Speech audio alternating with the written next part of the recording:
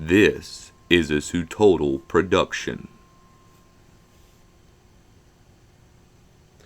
Hello Chem Minions. So this is going to be our first practice video for Chapter 1. And a lot of this page is going to be focusing on hybridization. All right, and so hybridization kind of explains what happens to those atomic orbitals, like those s, p, and not for us, but in a lot of cases d orbitals, like how they kind of go up into the big blender in the sky, and they give us the molecular shapes that we see, or the geometries we see around certain atoms.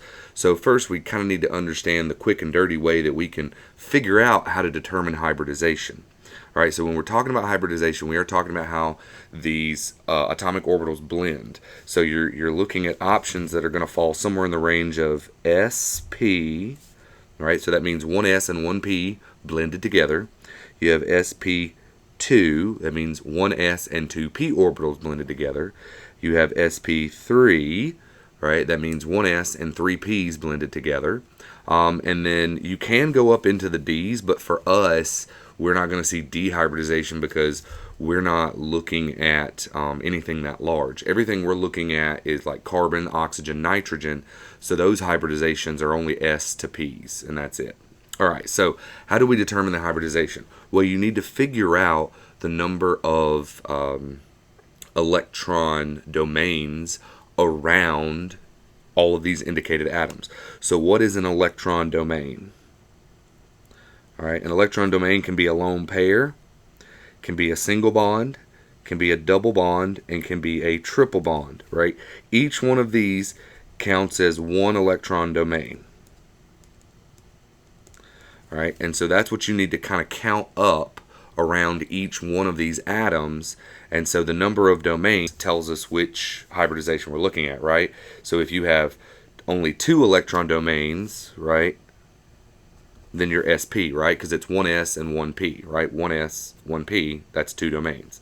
Here it's sp3, so you need three electron domains, and sp3 means you have four, okay? So, all right, and so that's really all we're going to be checking for here. All right, so when we look at this carbon, at the domains, it has a double bond, a single, and a single. So it has three domains, right? 1, 2, 3. So that means with three domains, it's sp2. All right, we look at this carbon, and it has nothing but single bonds around it. So it's 1, 2, 3, 4. All right, so 4 domains means it's sp3. Oxygen has 2 single bonds and then 2 lone pairs. So it's 1, 2, 3, 4 yet again. So this oxygen is also sp3. All right. We look at the oxygen here. Yes, it has a charge, but pay attention to the domains. You have one in the form of a triple bond, and then you've got a second one in the form of a lone pair. So it has 2 electron domains, making it sp hybridized. Here your nitrogen has 1, 2, 3 single bonds, and then 1 lone pair. So it's got 1, 2, 3, 4, meaning it's sp3. All right, let's see. What is this nitrogen? Now, this nitrogen was sp3, but now you notice this nitrogen has a double bond. So it's got 1, 2, 3 domains, making it sp2. All right, a good rule of thumb is if you see a double bond, odds are you're not going to be sp3. You're most likely going to be sp2. Like that's not a 100% correct all the time rule, but it's a good way to at least get you thinking it's something other than sp3. All right, this carbon has a triple bond and a single bond, so that's 2 domains that it's got, making it sp hybridized. All right, now, why is this hybridization important? We want to understand this because it kind of helps us understand some of the molecular geometries and shapes that can occur around different atoms, right? So when we look, a lot of times when we see something as sp2 hybridized, a lot of times, not always, but a lot of times if that sp2 is based off of 3 bonding domains, right? So not a lone pair is what I'm trying to point out here. Here, all of these are based off of bonding. So sp2 and nothing but bonds around that central atom tends to tell us that it's trigonal planar. All right. While if you have 4 domains like we do here, that's sp3, right? And all of those domains are due to bonds, then that one is what we call tetrahedral. Okay. Now, this oxygen does have the 4 domains and is sp3 hybridized, but 2 of the domains are due to lone pairs. So this wouldn't be a tetrahedral molecular shape or geometry. It would be bent. Okay. Like, so for instance, the more accurate way to show that would be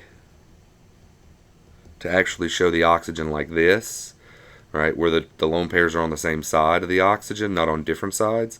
But and that's more accurate in terms of being bent. All right, here we have an oxygen where it's got 2 domains and it's sp hybridized, but it only has 1 bond. So this is pretty much just stuck at being linear around the oxygen. Here our sp3 nitrogen from before, right? It's got 3 bonds and 1 lone pair. So it's not tetrahedral like the carbon. It's got 1 lone pair. So really now this is trigonal pyramidal, right? So you notice when lone pairs come in, that's when they start to deviate, right? So if it's all bonds, they're easy because it's trigonal planar, it's tetrahedral. But as you start to get lone pairs, like for tetrahedral, if it's 4 bonds, it's tetrahedral, right? But if it's 3 bonds and a lone pair, it's trigonal pyramidal. If it's 2 bonds and 2 lone pairs, it's bent. All right, here we have 1, 2, 3. This has 3 domains, but because one of them is a lone pair, this is not trigonal planar like this carbon over here, right? This is also considered bent. And that's actually drawn a little more accurately like how the oxygen was over here. Here, this carbon has 2 lone pairs, and so, not 2 lone pairs, I'm sorry, it has 2 bonding domains, a triple and a single bond, and so it is also linear, right? Okay, and then our last, and this is pretty much kind of covering all of the domains that are most common for organic chemistry. It's usually either linear, tetrahedral, trigonal planar, bent, or trigonal pyramidal. Those are the most common ones. All right. Next, here it wants us to give the number of indicated bonds. So here it's talking about an s orbital bonded to an sp3 hybridized atom. All right. So for that, this s is specifically saying that you're looking at a hydrogen bound to some atom. I'm going to name it X, right? And it has to be sp3 hybridized. So what that really tells me is I'm looking for a carbon, an oxygen, or a nitrogen that doesn't have any double or triple bonds, right? Remember up here all the sp3s? There were no double or triple bonds, right? So here's an sp3. It was nothing but single bonds. Here's another sp3. It's a single bond and lone pair, but no double or triple bond. Okay, so that's really what I'm looking for. So when I look, the carbons that are going to be the most obvious for me for no double or triple bonds, I'm going to be looking at this carbon, and this carbon. So what I really need to figure out is how many hydrogens does each one have. So that has 1 hydrogen, that has 1 hydrogen, and then that has 3. Okay, so this is all going back to that skeletal structure, remembering, right, we tend to ignore the presence of hydrogens if they're bound to carbons, right? So we do have to kind of put those on there. So that means the S to sp3 should be 1, 2, 3, 4, 5. So I have 5 of those bonds. Next is asking about S to sp2. So this is still hydrogen, right? But now this is saying I'm looking for a carbon, oxygen, or nitrogen bound to that guy that has a double bond. Okay, sp2 we tend to see with double bonds. So that means now we're looking at double bonds that would be here, here, here, here, all right, and then also there. Now we have to look at these 1, 2, 3, 4, 5 locations and say, all right, well, how many hydrogens are there? So for this one, there's one hydrogen because it's got 1, 2, 3 bonds already, so there's a fourth invisible hydrogen. This carbon has 1, 2, 3, 4 bonds, so there is no hydrogen there. This carbon has 1, 2, 3, so it's got 1. This carbon has 1, 2, 3, so it's got 1. So right now we're looking at 1, 2, 3. And then that carbon has 1, 2, 3, 4 bonds, so there's no hydrogens there either. So the S to sp2 would be 3, and then the S to sp. So yet again, it's hydrogens to something. And let me cross these out since we've already done them. All right, so now I'm looking for sp hybridization, which means I'm looking for something with a triple bond. So that would really be here, here, here, and here. Those are the only triple bonds I've got. So four different atoms. Now when I look at these two, this nitrogen, it's not shown, but there's technically a lone pair there. If there was a hydrogen on this nitrogen, it would be written, okay? We only ignore hydrogens that are bound to carbons, right? So those are the ones that tend to be invisible. So this nitrogen has no hydrogens. This carbon has 3, 4 bonds, so it doesn't have an invisible hydrogen. So those two are off the table. We look at this carbon, it's got 1, 2, 3, 4 bonds, so it has no invisible hydrogens. And this carbon has 1, 2, 3, so it's got 1 invisible hydrogen. So that means we only have 1 S to sp bond. Okay? And so if we follow that with all of these, right, if we're looking for S to sp3, remember the S is talking about hydrogens bound to something that has nothing but single bonds. Well, if you notice, this carbon has a double, that carbon has a double, that carbon has a double, that carbon has a double. This is the only carbon that has a single bond to it that's shown. So there are 1, 2, 3 hydrogens on it, right, to give that carbon 4 bonds. So that means the S to sp3 here, there should be 3 of them. Okay. For this, hydrogens to sp2. sp2 means we're looking for something with a double bond. So that would be here, here, here, and here. Those 4 carbons. All right. And so we need to figure out how many hydrogens are there. So we've got 2 bonds already shown. So each carbon has to have 4 bonds. So I'm looking at 1, 2 to complete the 4. This carbon has 3 bonds already shown. So it needs 1 hydrogen on it. This carbon, same thing, has 1, 2, 3 bonds on it, so it's got 1 hydrogen. And this carbon has 1, 2, 3 bonds on it, so it's got 1 hydrogen. So the S to sp2 would be 1, 2, 3, 4, 5. There are 5 of those.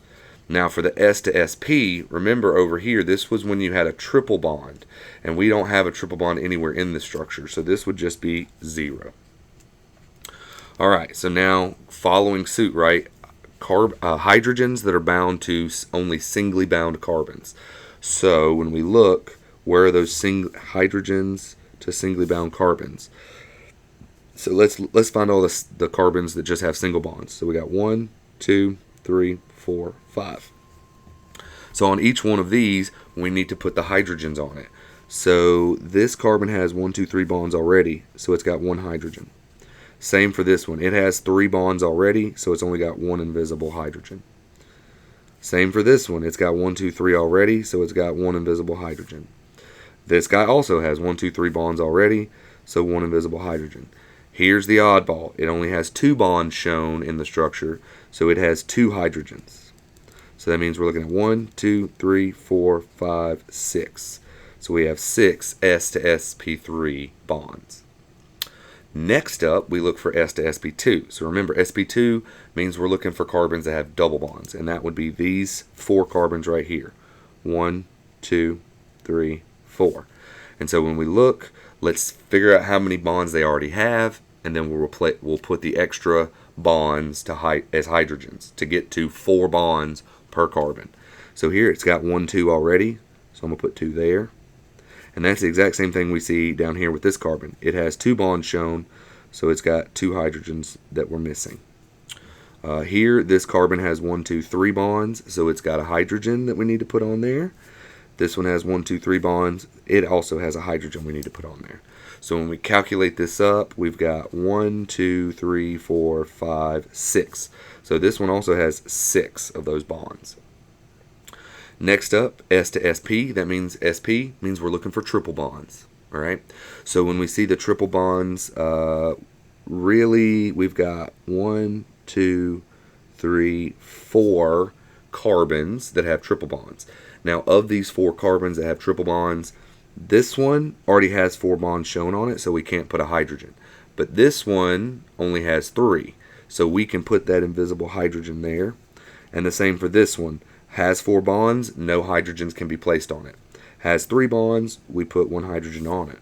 So for the S to SP, we're looking at 1, 2. Only 2 of those bonds. Alright, so this will conclude the first video. We're going to have another 2 practice videos for Chapter 1. Alright, stay weird.